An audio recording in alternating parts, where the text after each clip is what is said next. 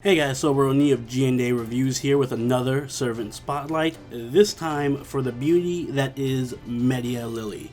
As always, we'll be examining her stats and skills, as well as going over pointers on how to utilize her effectively, and an overall grade comparing her to how she stacks up to the other 4-star servants.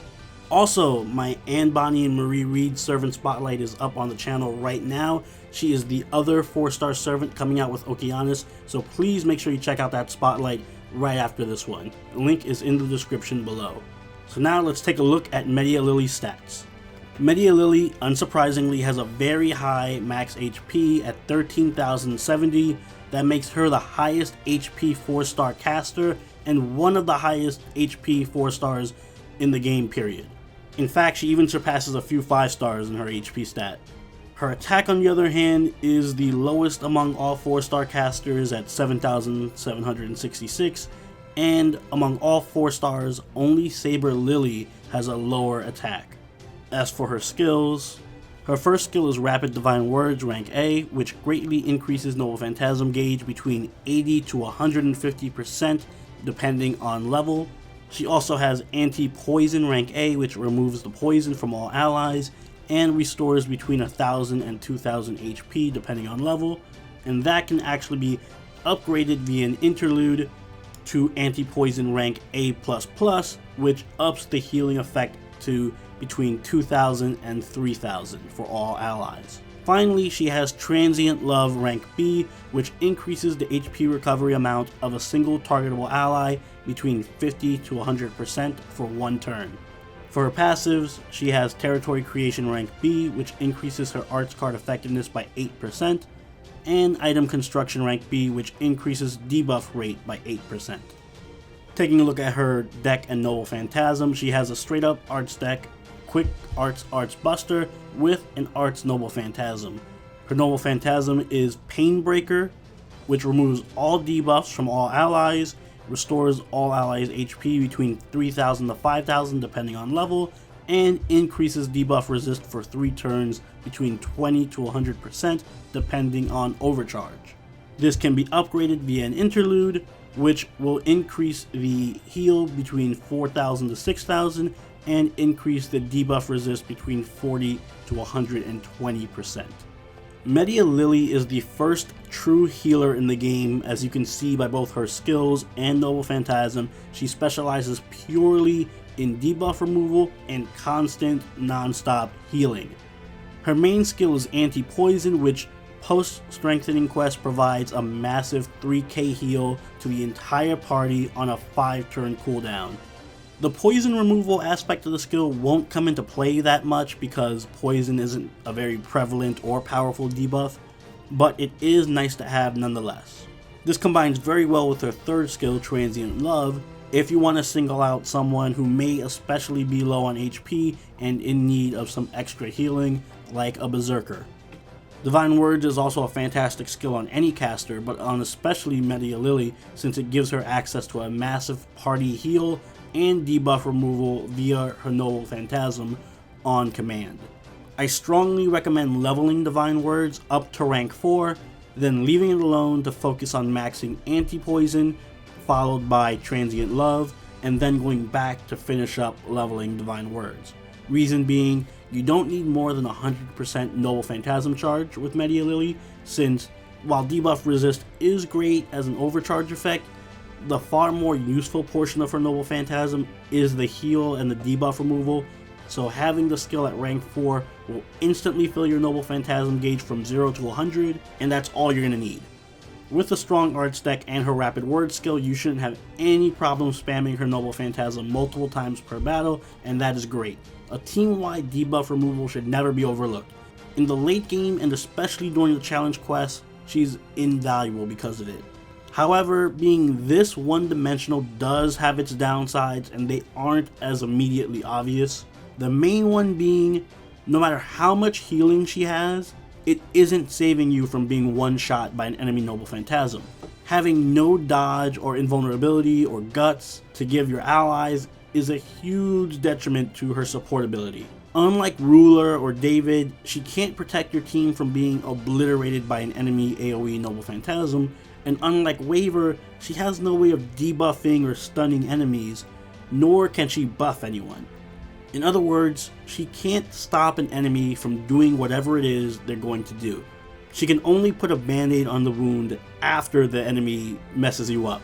And sometimes that's enough, but most of the time, she needs some more backup from another support to really be effective. Do not lean on her thinking that she's all you're going to need to keep your team with Kentoki and Lancelot standing in the next Nerofest, because she does need that backup from another support servant. And as is the case with Emiya, there isn't a need to really rush out and wail for her or really hold her in a valuable position, because there's another free servant down the road who does the same thing as Medea Lily, and arguably maybe even better than Medea Lily. So that really devalues her abilities. And when it comes to teams, like most supports, Medea Lily works well with pretty much anyone. Every servant appreciates a healer. In particular, she tends to work well with berserkers like Herc and Vlad, especially if she has another support alongside her to pick up the slack wherever she's lacking. And in that regard, Hans, Ruler, Waver, and David make excellent allies to pair with Medea Lily. And even Medea herself goes great with her Lily counterpart, since she can erase enemy buffs while Medea Lily removes any debuffs on the party. That effectively makes it so you can't be debuffed and the enemy can't be buffed. Finally, Medea Lily is top tier when it comes to stalling. It's possibly her best trait. If you pair her alongside anyone with a defense buff and a taunt, like Mosh and especially Leonidas and George, since both of them have guts, you'll be near unkillable. Between massive defense buffs, the taunting to protect your healer, and constant healing from Lily, it's unlikely that anything outside of some very specific challenge quest is gonna kill you. And as for craft essences, her craft essence, Infinite Pancakes, increases healing received for all allies on the field by 30%. And this is one of the best bond craft essences in the game, and absolutely the best thing you can equip her with, since it empowers her and everything she does, and might as well just read Make Medea Lily 30% better. That 30% stacks up really quickly considering how much healing you'll be doing. Other than that, you might want to go with Divine Banquet, just so you can get your Noble Phantasm charged quickly and thus get it off faster and more often.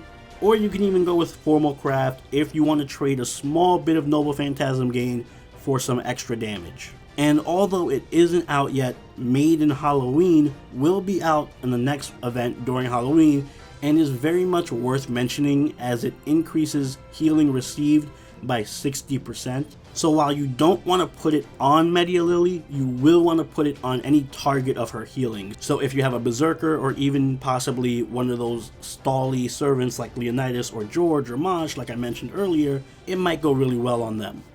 Overall, Medea Lily isn't an all-in-one support like Waver or Hans or David, but she's still quite strong. Not only is she the first true healer in the game, she enables a lot of strategies that were otherwise not as viable before.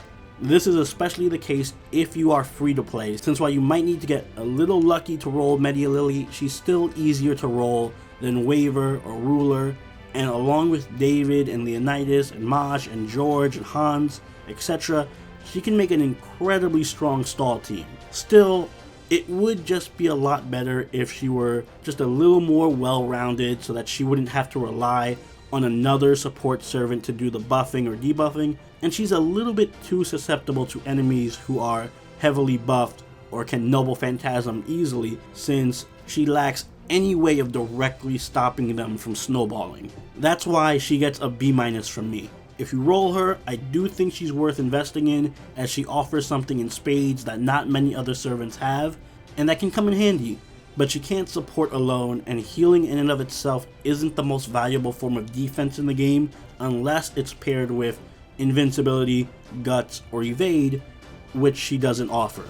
And those are my thoughts on Medea Lily. Pretty decent servant, but I don't need to tell any of you that, since I'm sure a lot of you are going to roll for her for waifu reasons anyway, which I totally support and wish good luck to you in your rolls. But let me know what you guys think in the comments below.